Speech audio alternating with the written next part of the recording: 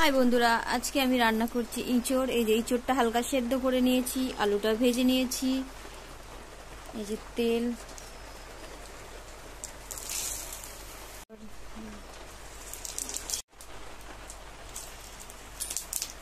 এবার পেঁয়াজ দিয়ে দেব।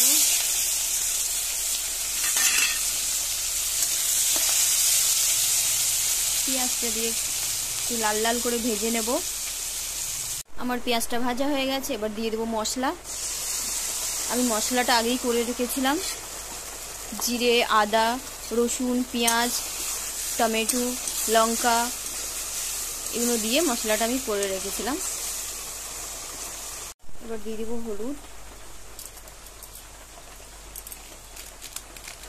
এবার দিয়ে দেবো একটু কাশ্মীরি লঙ্কা,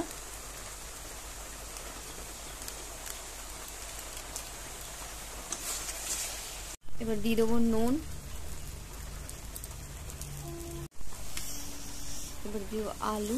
মশলাটা ভালো করে কষানো হয়ে গেছে আমার। এবার দিয়ে দেবো এঁচড়। এটাকে দিয়ে খুব ভালো করে কষিয়ে নেব আমি।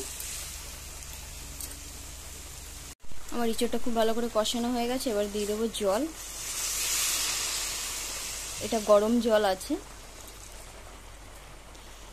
জল দেওয়া হয়ে গেছে। এবার দিয়ে দেবো ঢাকা।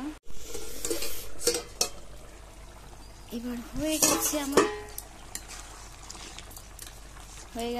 ইঁচড় রান্না।